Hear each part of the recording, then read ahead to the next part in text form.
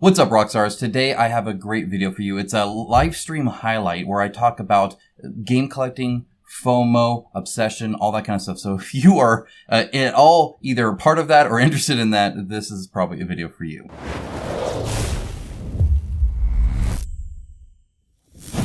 Alright, so we're going to cut into the live stream here in just a moment. I just wanted to say that obviously this is a cut from a live stream, so you might see a little bit of odd streaming when it comes to the recording and streaming and stuff like that. And there might be a different level of audio than what you're used to.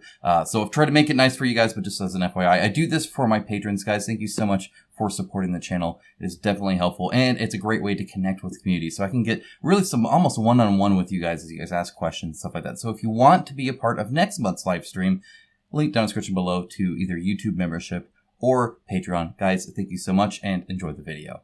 Alright, so the first thing I'm going to do is thank you guys, obviously, for being a patron or YouTube member. If you're here, that means you are, and I thank you very much for that.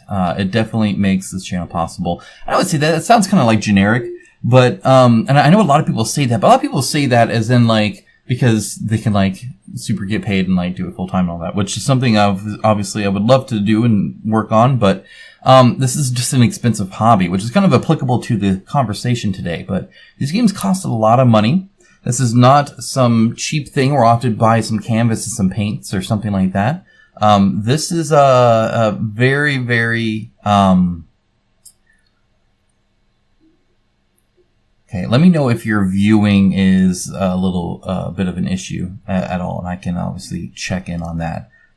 Looks like there might be a little bit of one. So yeah, just let me know. Anyway, yeah, it's super expensive to do all this. The stuff's really expensive. These games are expensive. So beyond just like filming equipment, stuff like that, it's the hobby itself. At least where I cover Kickstarter space, miniature games like dungeon crawlers, skirmish games, area control, stuff like that. Typically pretty expensive. You can game cheaper via retail. You can go cheaper versus other genres. A lot of Euro games or abstract games, stuff like that, don't have nearly as many components. But for the stuff I tend to cover and enjoy, yeah, it's a lot. All right, so I want to be talking about game collecting, FOMO, or fear of missing out, and obsession. I have some notes here, keep me on track, of course, so hopefully we kind of stay on topic. Or at least I do, for now, and then again, ask away, of course.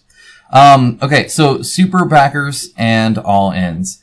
The whole idea of a super backer, I think, is a good idea, but when you get super backers where all they have done is gain super backing through board games. In other words, they just buy a whole bunch of board games on Kickstarter. I mean, back a whole bunch of board games on Kickstarter.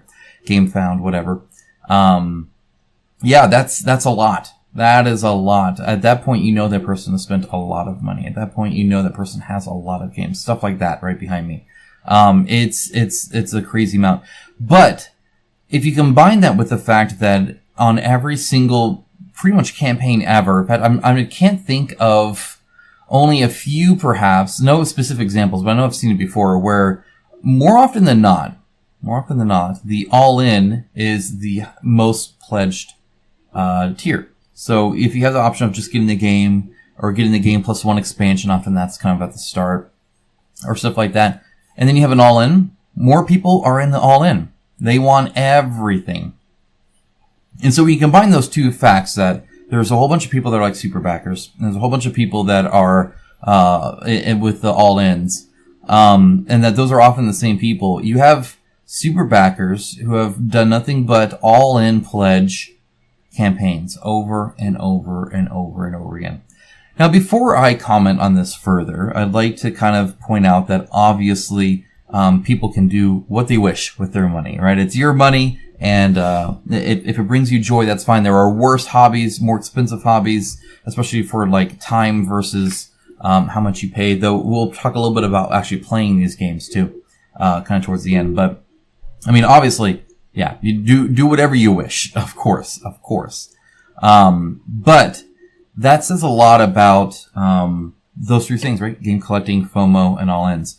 For instance, when you do an all-in, you're typically buying 4+ expansions-ish, right? Maybe 4, maybe a little bit less, but often it's like you're not only buying a game that you've never played before, which makes sense, right? Because you haven't played because you don't own it.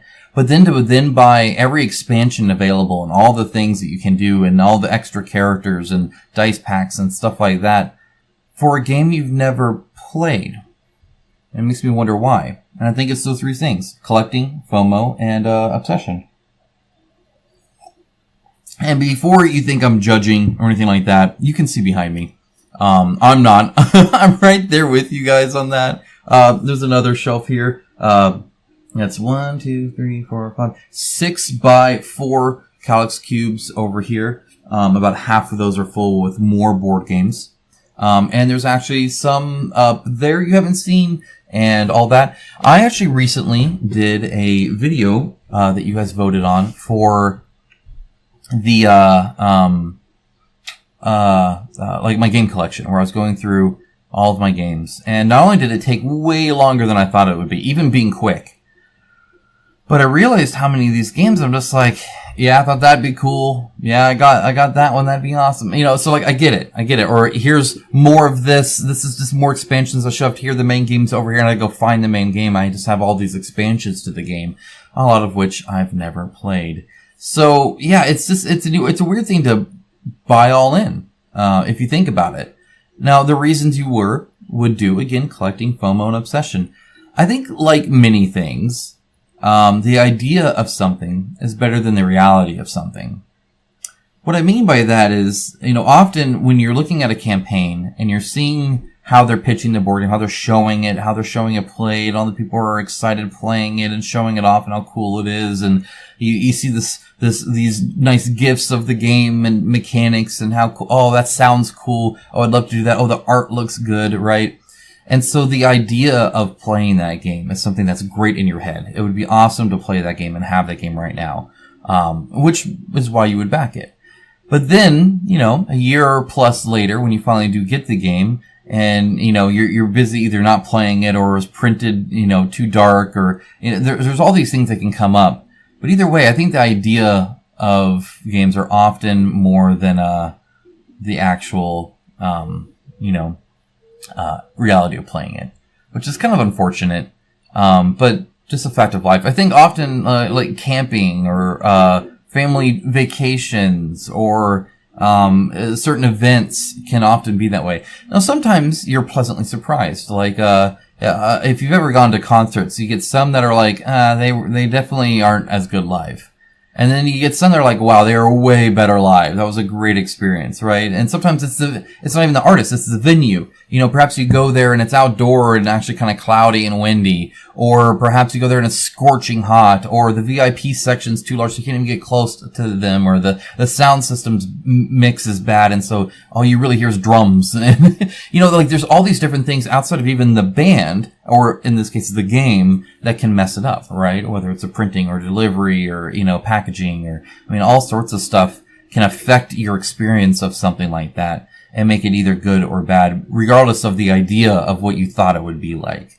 So that's kind of how I feel about these Kickstarter crowdfunded board games, in general. It just seems to, really be separated where you're paying based off an idea or a concept, but the reality often is not quite as good. Or maybe it is, and that delivery then has you go back another one, because the ideas of games I think sound awesome. I think there's also a lot of nuance in FOMO. So there's purposeful FOMO, and then there's just natural FOMO. To kind of explain that a little bit, there's a natural fear of missing out that humans just inherently have, where we want to be part of something great. I think that's a fantastic human quality. I think it's a wonderful thing. I think it helps our entire society move forward on things where we can actually get excited about something that we view as positive and want to join in, want to be a part of it, want to contribute. It's amazing, really.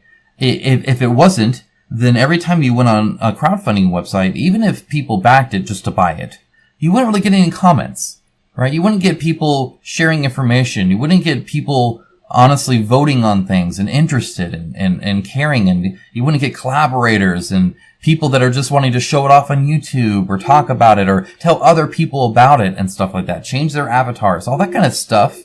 all that kind of stuff is kind of FOMO, where it's not a fear because you're already there, but the point is that you view this as great, and so you want to be a part of it. You don't want to miss out on this. You want others to be able to do it. In fact, there's a lot of, I won't say peer pressure in FOMO, but there's a lot of, oh my gosh, did you hear about this game? It's amazing kind of stuff that happens through these crowdfunding websites, regardless of any kind of exclusives and weird pricing structures and bundles and, add-on offerings and pledge tier manipulation and stretch goals and all that other kind of stuff, right? That's the purposeful FOMO. That's a company trying to dig into that to make you back more than you naturally would.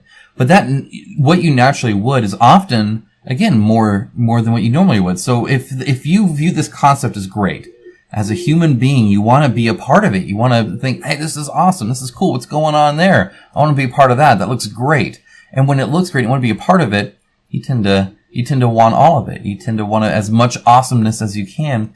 Hence the all-ins. Hence the collecting. Hence the getting all these different things.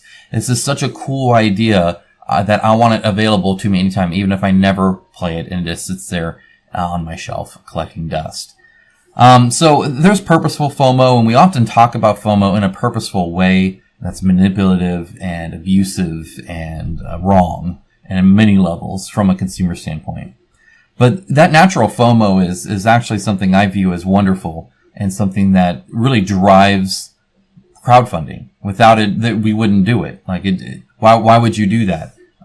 So I think it's great. FOMO is probably the one thing here you probably wouldn't have thought I was being positive on, but I actually am for the most part. There is the manipulation, but we've all talked about that a lot. But the natural FOMO, just wanting to be part of something awesome, is pretty cool. I think the other point to be on this is that campaigns are naturally bombastic, and then we'll talk about obsession after that. But inherently, when you're looking at a campaign, there's all of this, marketing speech and gifts and fancy images and people excited about it and stuff like that. And that's just naturally from it being a sales pitch, obviously. And the natural inclination that you want to show your product or your creation or whatever you did in its best light. Right? I mean, again, it's not all just like purposefully like making things look and seem better than they are. But obviously you're only reading stuff about people who are really excited about it, who are personal with it, that created it or worked on it and stuff like that. Or are being paid for it or whatever.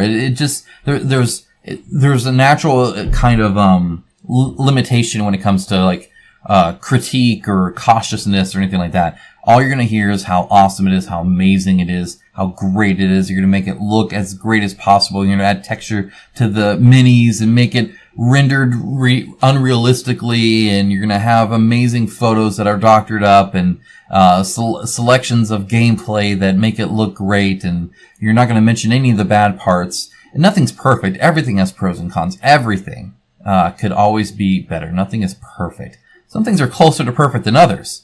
But anyway, the whole idea of a campaign of, hey, here's my product, look how awesome it is, sales pitch, is naturally going to be bombastic. It's naturally going to be over the top and amazing and great, and you're going to want to be a part of that.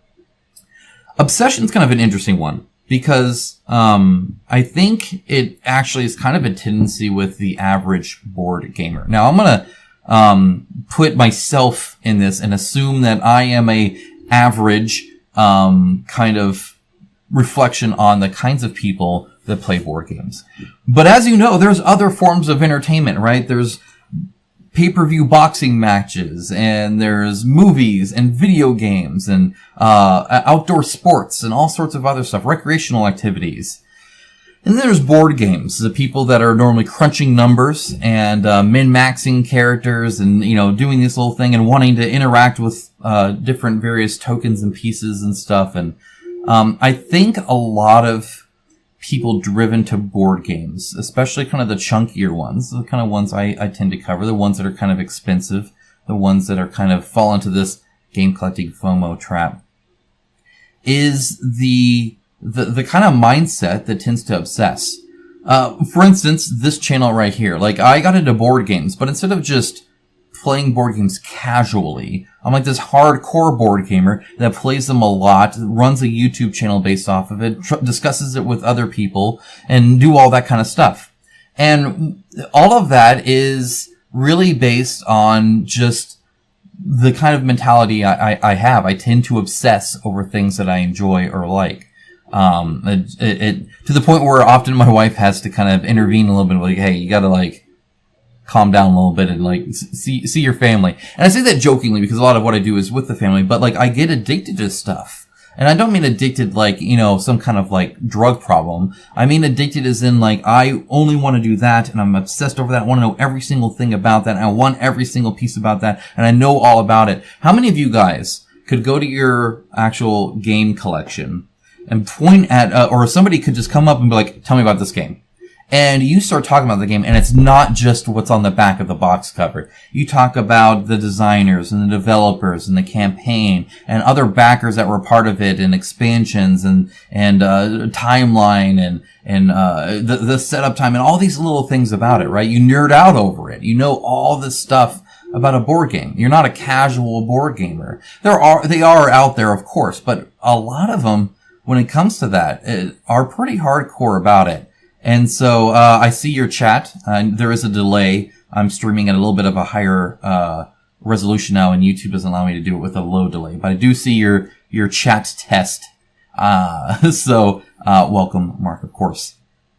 So, anyway, yeah, there's a lot of just general, tendency towards obsession that, makes you want everything, makes you want all of it. Not even FOMO. It's not that you're like fearful of missing out on something. You just actively want it.